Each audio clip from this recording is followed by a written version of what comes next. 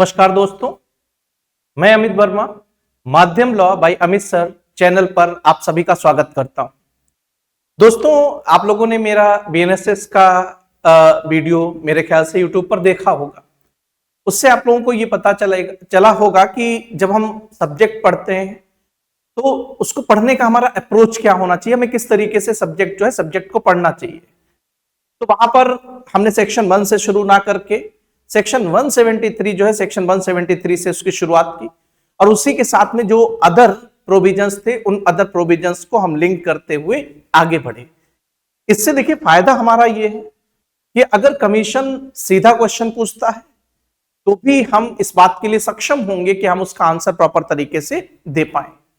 और अगर कमीशन सीधा आंसर क्वेश्चन नहीं पूछता है, मिला जुला करके इंटरलिंक करके अगर कई सारे सेक्शंस को कई सारे प्रोविजंस को जोड़ जाड़ करके अगर हमें अपना आंसर फ्रेम करना है, इस टाइप का क्वेश्चन भी पूछता है कमीशन, तब भी हम तैयार हैं और हम उस क्वेश्चन का आंसर प्रॉपर तरीके से दे सकते हैं।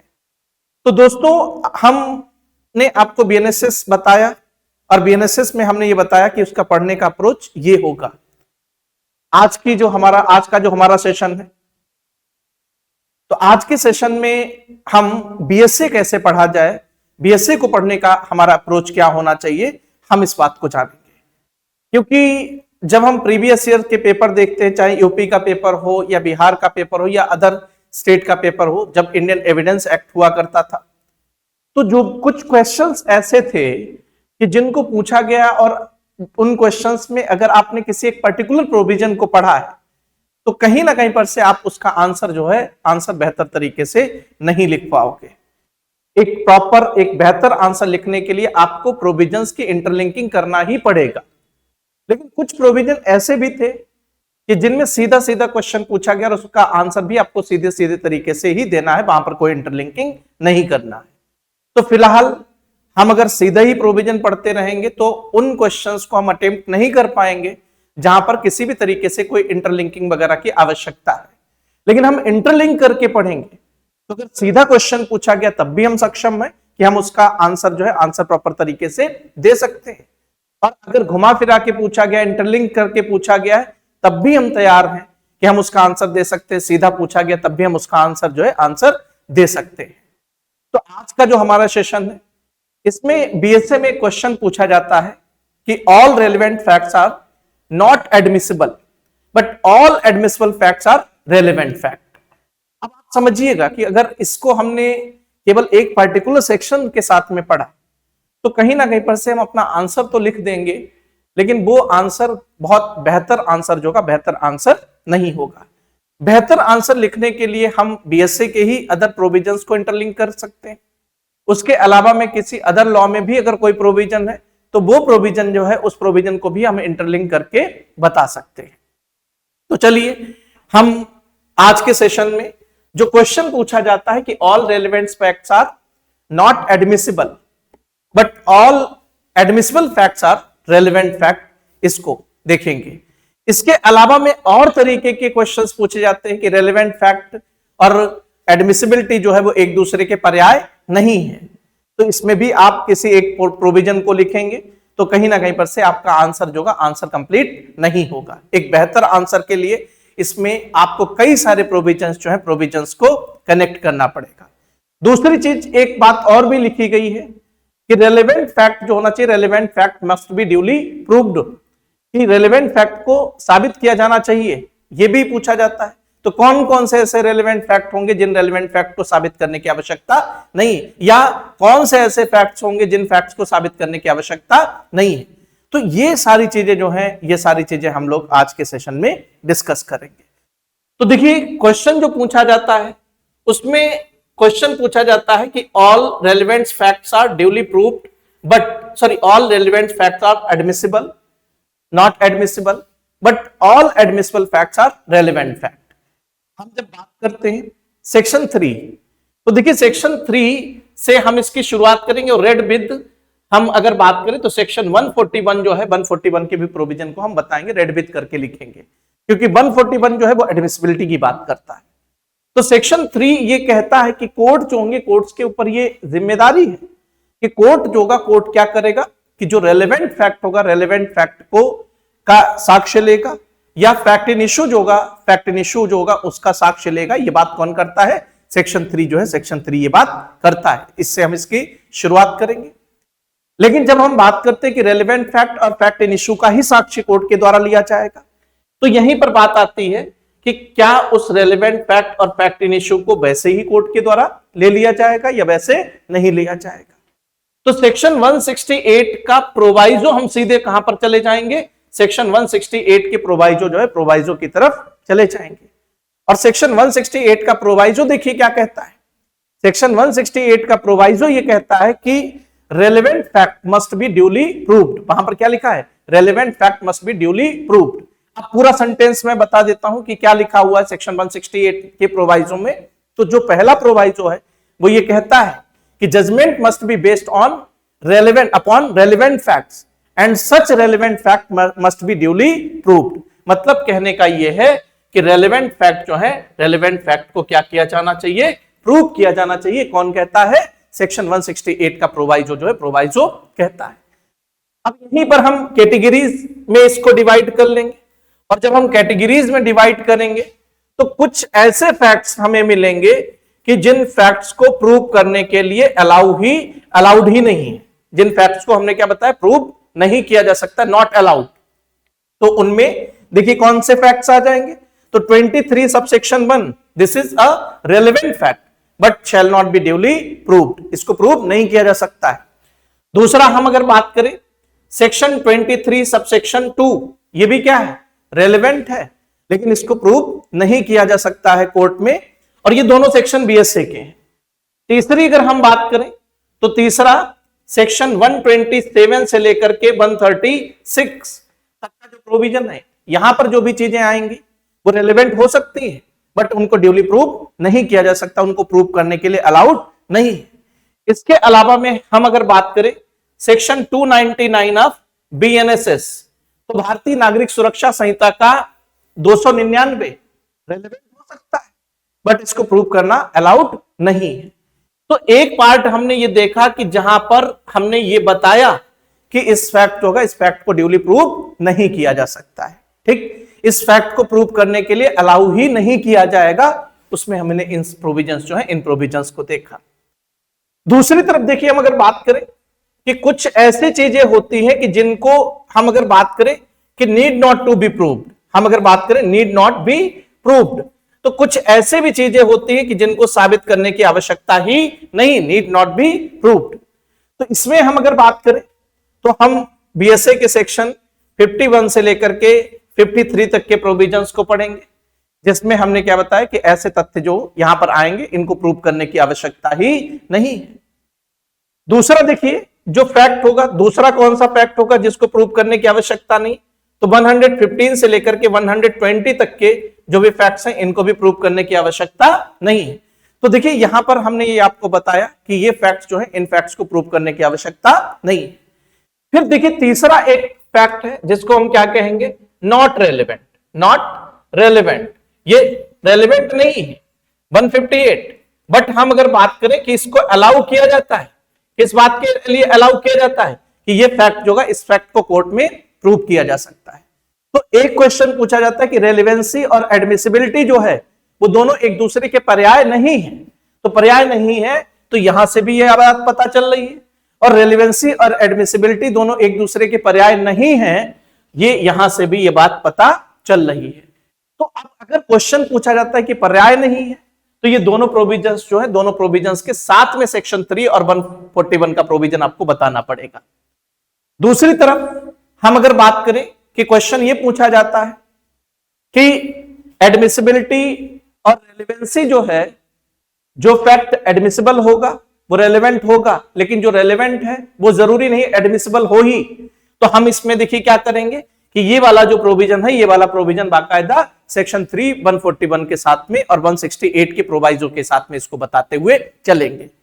मान लीजिए क्वेश्चन ये पूछा जाता है कि सभी फैक्ट्स जो है, सभी फैक्ट्स को कोर्ट में प्रूव करना चाहिए, लेकिन क्या कुछ ऐसे भी फैक्ट्स हो सकते हैं कि जिन फैक्ट्स को बिना प्रूव किए ही कोर्ट जो होगा, कोर्ट उनको एडमिट कर लेता है।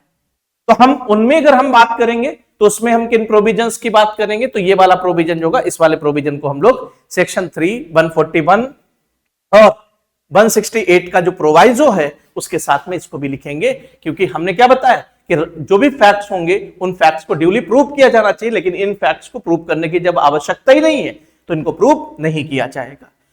तो इस तरीके से अब हम, हालांकि इसमें शॉर्ट में आप लोगों को बता देते हैं, अब हम साफ साफ जो हमने लिख रखा है बोर्ड पर वो बाकायदा हम आप लोगों को दिखा देते हैं।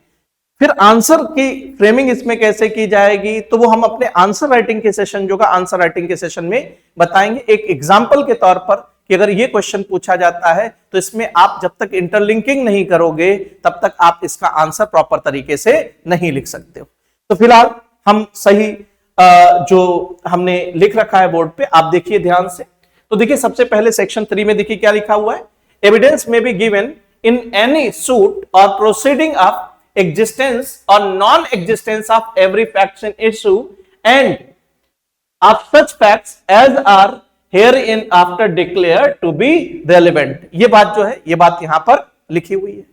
अब जिनको रेलेवेंट डिक्लेयर किया गया है उनमें अब रेलेवेंट फैक्ट को भी क्या करना पड़ेगा, प्रूव करना पड़ेगा। तो रेलेवेंट फैक्ट को प्रूव करना पड़ेगा, तब कोर्ट उनको एडमिसिबल बनाएगा। ये बात 168 के प्रोवाइजो में लिखी हुई है भाई, सेक्शन 4 में नहीं लिखी है। अगर सेक्शन 4 में लिखी होती तो हम अगला सेक्शन 4 पढ़ते। सीक्वेंस में ना पढ़ने का हम अगर बात करें क्या बेनिफिट आपको मिल सकता है, इंटरलिंक करके पढ़ने से आपको क्या बेनिफिट मिल सकता है, मैं उस बारे में बात कर रहा हूं। तो अब अगर हम बात करें यहां पर नेक्स्ट प्रोविजन की तरफ, तो अब हम बढ़ जाएंगे किसकी तरफ, ये 168 का प्रोवाइजो।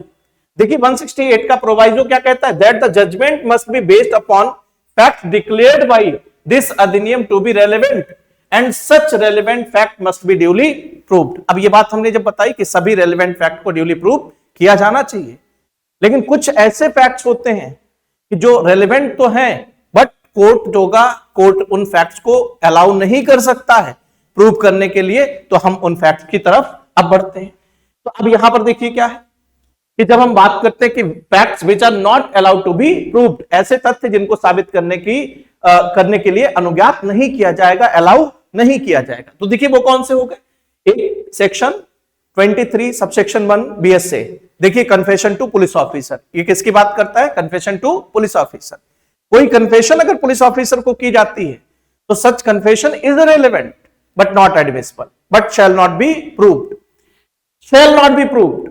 दूसरा कन्फेशन इन पुलिस कस्टडी, अगर कोई पर्सन पुलिस कस्टडी में है, तो अगर पुलिस कस्टडी में है तो such confession is relevant but shall not be proved. देखिए क्या नहीं किया जा सकता है, उस कन्फेशन जो का उस कन्फेशन को साबित नहीं किया जाएगा, ये बात लिखी हुई है।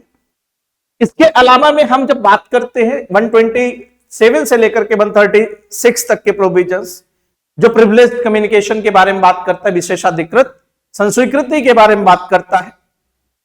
अब यहां पर देखिए अगर कोई फैक्ट, कोई भी चीज अगर यहां पर आती है तो ये रेलेवेंट हो सकती है। जैसे पत्नी और पति के बीच में अगर कोई कम्युनिकेशन हुआ, हस्बैंड ने कोई ऑफेंस कमिट किया और अपनी पत्नी को बताया और पत्नी उसका एविडेंस अपने पति के खिलाफ कोर्ट में देना चाहती है, तो पत्नी को वो एविडेंस, वो फैक्ट, भले ही वो कन्फेशन के रूप में है, लेकिन वो फैक्ट कोर्ट में अलाउ नहीं किया जाएगा कि वो उस फैक्ट को कोर्ट में प्रूव करे।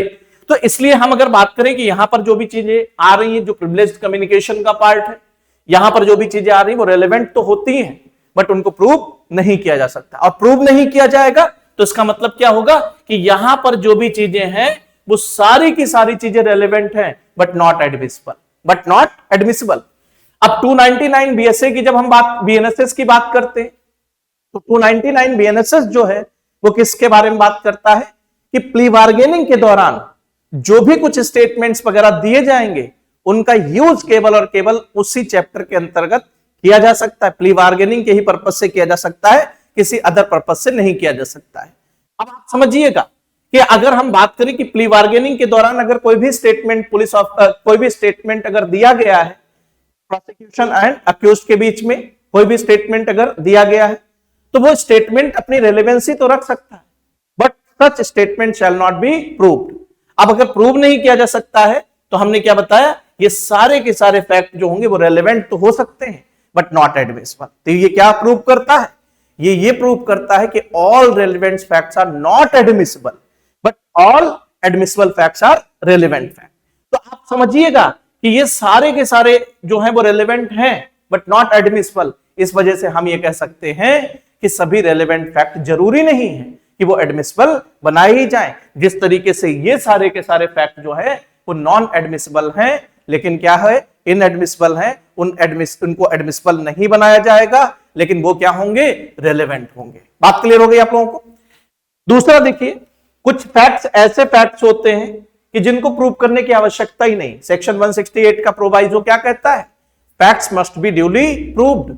लेकिन हम अगर बात करें कि कुछ फैक्ट्स ऐसे भी फैक्ट्स हैं जिन फैक्ट्स को प्रूव करने की आवश्यकता नहीं है, तो ऐसे फैक्ट जो होंगे उन फैक्ट को प्रूव नहीं किया जाएगा। जैसे fact admitted need not to be proved, किसी भी व्यक्ति के द्वारा अगर किसी भी चीज को स्वीकार कर लिया जाता है तो ऐसे तथ्य को साबित करने की आवश्यकता नहीं है।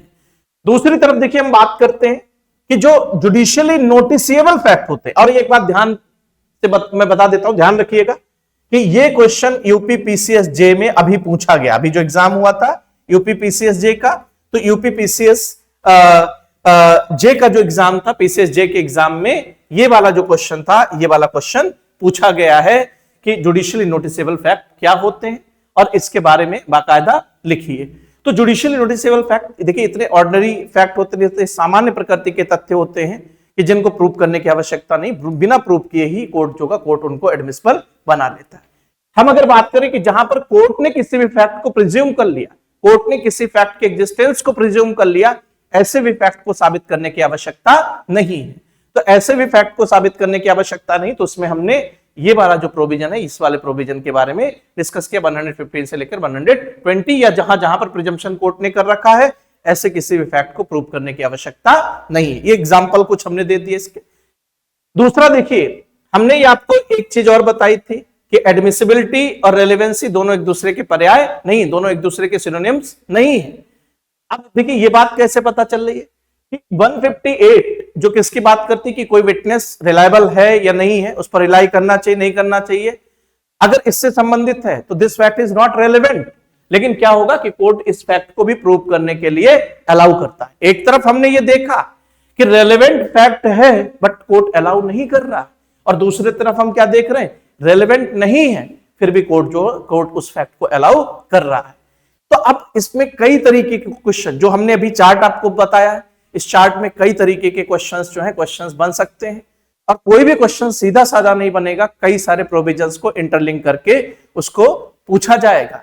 तो इस वजह से हम जो कुछ भी पढ़ेंगे, चाहे हम बीएसए में पढ़ेंगे, चाहे हम सीपीसी में पढ़ेंगे, तो हम हर सब्जेक्ट जो का, हर सब्जेक्ट का पढ़ने का हमारा जो अप्रोच होना चाहिए, एक सही अप्रोच क्या होना चाहिए, ताकि उसमें हम सीधे साधे क्वेश्चंस और इंटरलिंकिंग वाले क्वेश्चंस हर किसी के लिए हम तैयार रहें। तो हमारी अप्रोच क्या होनी चाहिए, हम हर सब्जेक्ट के साथ में आप लोगों को अप्रोच क्या होना चाहिए सब्जेक्ट का, उसके साथ में हर वीडियो जो होगा, हर सब्जेक्ट का हम वीडियो लेकर के आएंगे, और आप लोग अपनी तैयारी जो है वो उसी तरीके से करिएगा।